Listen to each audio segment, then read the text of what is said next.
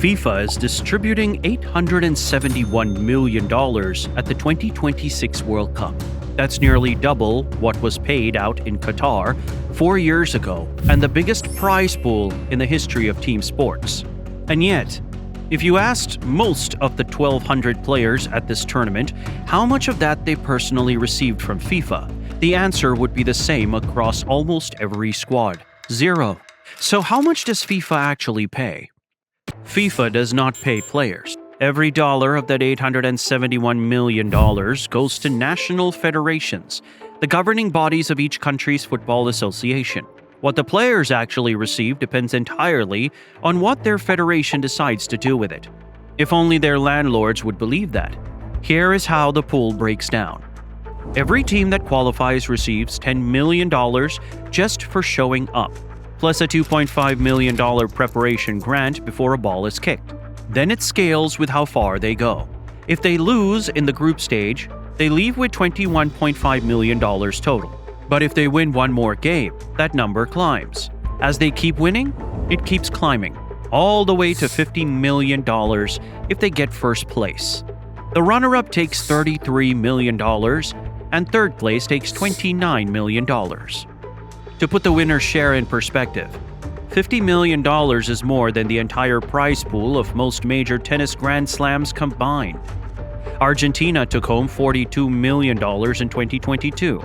That means the gap between winning and losing a World Cup final is $17 million to the federation. But here's the thing, that $50 million does not go into the players' accounts, but to the federation. And then, depending on which country you represent, it might just stay there. Some of that money has been sitting in a federation account so long, it probably has its own pension. Once FIFA transfers the money, each national federation decides what happens to it. Some pass on a generous share to players. Others treat it primarily as institutional income, using it for infrastructure, women's football, youth programs, and administrative costs. Both approaches are technically within the rules because FIFA sets no minimum requirement for how much federations must share with players. France's federation, the FFF, reportedly offered players around $586,000 each if they won the 2022 World Cup. Argentina's federation paid $400,000 per person after they lifted the trophy in Qatar. England's FA pays appearance fees per game, plus bonuses tied to how far the team goes. The U.S. Soccer Federation distributes a generous share to players, a policy locked in after their equal pay settlement between the men's and women's teams. Then there are cases where the system broke down entirely. In 2014, Ghana's players threatened to strike before their final group game against Portugal over unpaid bonus agreements. The situation escalated so quickly that Ghanaian government officials had to fly $3 million in cash on a chartered plane to Brazil to settle the dispute. The Ghana Football Association later admitted they had been handling player payments the same way since 2006, handing cash over without contracts or formal agreements. Losses and going like, God, how am I going to do this? How am I going to do that? But hey, it was great. It was great. I mean, just look at you there. So looking at this and you standing here with me now. That's a World Cup nation paying players like they're splitting a restaurant bill. But it wasn't just Ghana. Nigeria's players pulled out training ahead of a 2026 qualifying playoff because their bonuses were still owed from 2019. Captain William Troost Ekong confirmed it was eventually resolved, but the federation never said how much was owed or what was paid. These are two of the world's most football-mad nations, with players threatening to walk out over money their federation had already received from FIFA.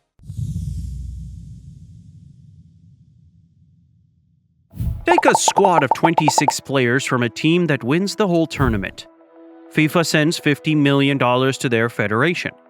If that federation distributes 40% to the players and splits it equally across the squad, each player walks away with around $769,000 from the prize money.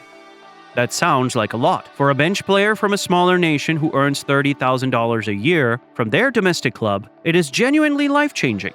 However, for a starting player at Manchester City or Real Madrid earning $15 million a year, It is roughly 3 weeks of their club's salary. And that 40% figure assumes a generous federation. For players whose federations keep the majority, the share drops significantly. A player from a nation that leaves in the group stage, where the federation receives $21.5 million and distributes 20% to 30% across 26 players, takes home around $248,000 before tax. The tax is its own headache. Games are played across the US, Mexico, and Canada, each with different tax rules. A player based in Europe receiving bonus money tied to activity in the US may owe American income tax on those earnings. Then there are agent fees, typically 5% to 10%, sitting somewhere in that chain too. By the time everything is settled, the number is a lot smaller than it looked when FIFA made the announcement. So FIFA announces $871 million, but your player opens their banking app and sees something different. So who actually has it? While all of this is happening, the player's employer, their club, is watching from a distance and bearing significant risk. During the World Cup, clubs receive no revenue from their players' performances. A player earns their salary from their club, but for 6 to 8 weeks of the tournament, that player is unavailable, training and competing under a completely separate organization, with no meaningful input from the club that pays them. If that player gets injured, the club absorbs most of the cost. FIFA does have an injury protection program that covers a portion of wages for absences longer than 28 days. But it caps out at around £120,000 per week in salary coverage.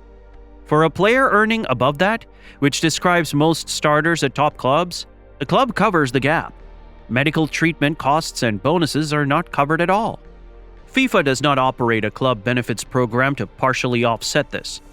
For 2022, the total fund is $355 million, nearly 70% more than the $209 million paid out after Qatar 2022. Clubs receive $5,000 per player per day from the mandatory release period through to the day after their national team exits the tournament. A club whose player reaches the final could receive around $285,000 per person. A club whose player exits the group stage receives around $160,000. Manchester City sent 16 players to Qatar 2022 and received $4.6 million from FIFA's compensation program. Barcelona received $4.5 million, while Bayern Munich got $4.3 million.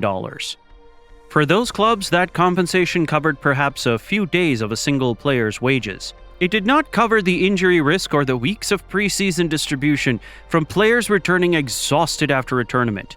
And it certainly did not cover a scenario where a $100 million player tears a ligament in the quarterfinal. Semifinales. Neymar recibió un fortísimo rodillazo en la espalda del colombiano Zúñiga en los últimos minutos del partido.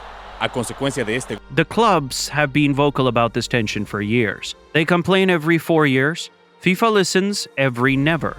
Which leaves one question. If the club takes all the risk and the player takes home the least, who exactly is this system built for? Stand in any World Cup dressing room and you're looking at two completely different financial realities sharing the same jersey. Ronaldo earned around $260 million in 2025 across salary and endorsements. Mbappe brings in close to $100 million a year. Messi around $130 million. For players at that level, the World Cup bonus is almost beside the point. What matters is what winning does to their commercial value over the years that follow.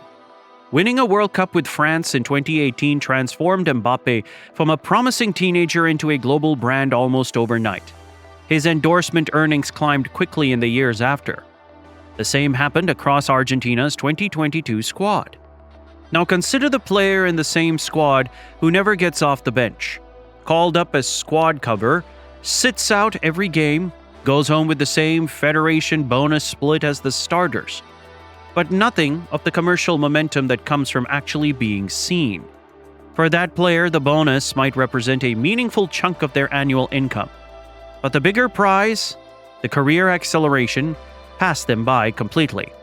One player leaves with a boot deal, The other leaves with a group photo and a story for their grandkids. Let's put it all together for a player who starts every game and lifts the trophy. They get around $769,000 from prize money, if the federation distributes generously enough. Add appearance fees and performance bonuses, and that could reach $1 million to $1.5 million depending on the country. Their club receives $285,000 from FIFA's compensation fund, which goes to the employer, not the player. Then there is everything that comes after.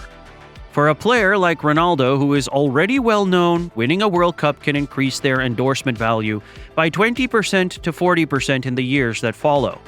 For a breakout player who was barely recognized before the tournament, the jump can be far steeper.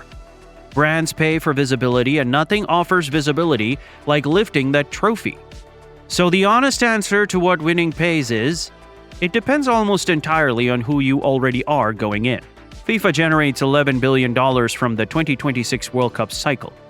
$871 million of that goes to the 48 participating federations. $355 million goes to clubs. The rest funds FIFA's own operations, development programs, and reserves.